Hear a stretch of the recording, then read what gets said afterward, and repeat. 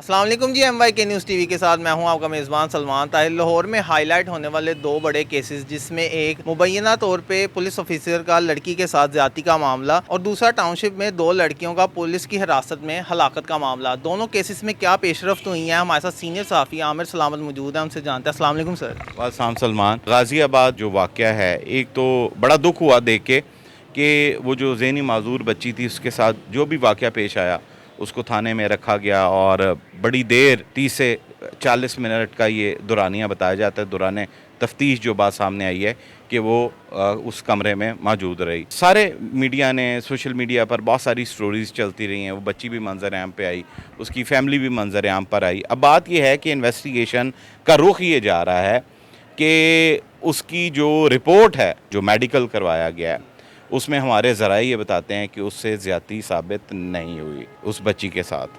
تو یہ میرے خیال سے ایک آدھ دن میں پولیس بھی اس حوالے سے آفیشیلی بتا دے گی، پر ہمارے ذرائع یہ بتاتے ہیں کہ ان کی جو زیادتی کا جو معاملہ ہے وہ ثابت نہیں ہوا، کیونکہ حراست میں اس کو کس وجہ سے لیا گیا، کیا محرکات تھے، کیا چیزیں تھیں، وہ اب بعد کی بات ہوگی۔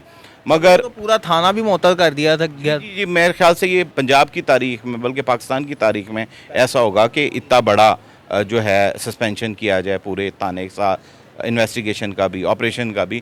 مگر سلمان، جو بات حقیقت ہے، ہم جو پوری دنیا میں جو سٹینڈرڈز ہیں صحافت کے اور جو صحافتی اصول بھی ہیں، اس کے تحت ہمیں پہلے پوری چھان بین ہونے تک یہ جو سنسیشن نیوز ہے، ویوز کی خاطر بھی اور دیگر معاملات میں بھی ہم پھیلا دیتے ہیں۔ اب چونکہ ان کی فیملی بھی انڈر آبزرویشن ہے، ان سے بھی تفتیش کی جا رہی ہے اس واقعے کی، اور ان سے بھی پوچھا جا رہا ہے کہ یہ کیا بات ہوئی، کس طرح سے یہ واقعہ پیش آیا ہے۔ چونکہ بچی تو وہ چونکہ ویسے ہی ذہنی معذور ہے، اور اس کو وہ جس طرح سے بیان بھی دے رہی ہے، وہ اس کا بیان بھی کلیئرٹی میں ہمیں دکھائی نہیں دیتا کہ وہ جو اس طرح لگ رہا ہے جیسے اس کو کچھ سمجھایا گیا بچی کو اور وہ اس کے تحت ہی بول رہی ہے۔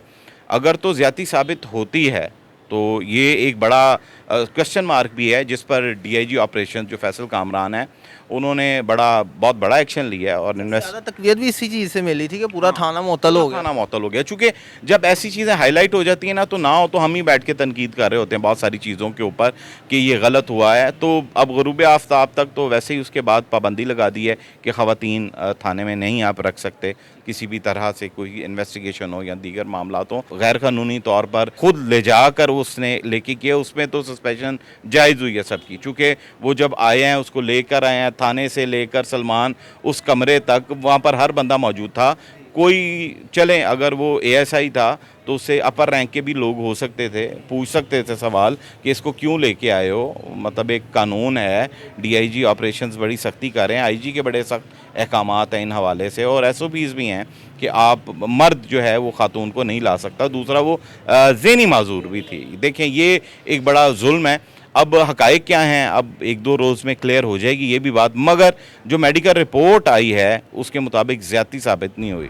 جو دوسرا کیس ہے کہ ٹاؤن شپ کے اندر پولیس کی حراست میں دو لڑکیوں کو سلمان، یہ دیکھو بڑا ہی تعجب ہے اس معاملے پہ۔ میں آگے اس چیز کو دیکھ رہا تھا، ایک سی سی ٹی وی ہم چلائیں گے بھی، وہ دکھائیں گے بھی، وہ دونوں خواتین تھانے کے اندر بیٹھی ہیں اور پولیس افسر سامنے بیٹھ کے گفتگو کر رہا ہے ان کے ساتھ۔ ظاہر سی بات ہے، وہ چوری کے معاملات، جو بالیاں سونے کی چھیننے والا معاملہ ہے، پہلے بھی مقدمات ہیں ان کے اوپر۔ یہ 4 اگست کا یہ واقعہ ہے، دوپہر 2:30 کا، تقریباً 3 بجے کا یہ واقعہ ہے۔ تو 15 پر کال ہوئی، تمام تر ایکٹیویٹی کی گئی کہ یہ خواتین ہیں دو، ان کو گرفتار کیا گیا، علاقہ مکینوں نے پکڑ کے ان کو دیا۔ پر سلمان، انہوں نے جب انویسٹیگیٹ کیا، ان کا کرمنل ریکارڈ دیکھا گیا، ان کے شناختی کارڈ نہیں بنے ہوئے دونوں کے نا۔ تو سنا ہے کہ ان کی فیملی میں روایت ہے ایسی کہ جی وہ نہیں بناتے، چونکہ یہ جیسی ایکٹیویٹی ہے۔ تو ریکارڈ کے مطابق لاہور اور گجرات کے اندر یہ پہلے بھی ریکارڈ یافتہ ہیں انہی کیسز کے اندر، یہ چوری چکاری کے معاملات میں۔ تو دونوں جو خواتین ملزمان ہیں، وہ شہری وہاں پر ذیشان لطیف ہے۔ یہ بھی ایک کوشچن مارک ہے کہ جس کو مدعی بنایا گیا ہے، اس کی درخواست پر جس پر مقدمہ درج کیا ہے نا، تو ذرا یہ بتاتے ہیں کہ ان پر بھی مقدمات پہلے سے کئی ہیں۔ وہ گواہیاں دینے والے مقدمات کے لیے ایف آئی آر بار وہ بھی سی آر او ریکارڈ میں آتا ہے کہ ہم نے کتنے مقدمات درج کروائے ہیں یا کتنے ہوئے ہیں، یہ بھی سی آر او ریکارڈ کا حصہ ہے، چاہے وہ مدعی ہے چاہے وہ ملزم ہے، دونوں ریکارڈ سامنے آ جاتے ہیں۔ تو ان دونوں کی جو رپورٹ کا تعین ہے وہ فورینزک لیبارٹری کی جانب سے حتمی رپورٹ کے بعد آئے گا کس وجہ سے ان کی جو موت واقع ہوئی ہے.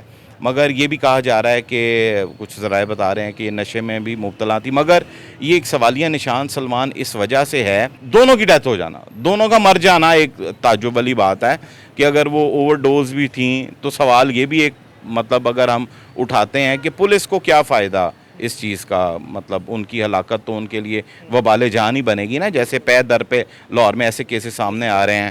تو یہ بڑے کانشیس ہوتے ہیں اس حوالے سے. مگر بات کی جائے تو ان کی جو تمام تر جو صورتحال ہے نا, ان کی آج فیملی نے پاک پتن کی چونکہ رہائشی تھے وہاں پر پروٹیسٹ بھی کیا ہے, وہاں پر انہوں نے ان کے خلاف مقدمات کے اندراج اور یہ وہ پولیس سے وزیر اعلیٰ سے اس کی اپیل کی ہے کہ یہ معاملات کیا جائے.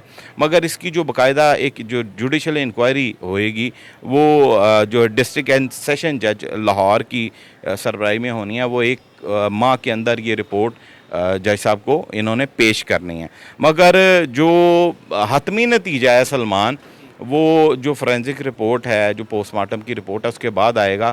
مگر ذرائع اس میں بھی بتاتے ہیں کہ تشدد ان کا بھی ثابت نہیں ہو سکا. اب حتمی طور پر جب رپورٹس آئیں گی تو تب معلوم پڑ سکے گا کہ اصل حقائق کیا ہیں.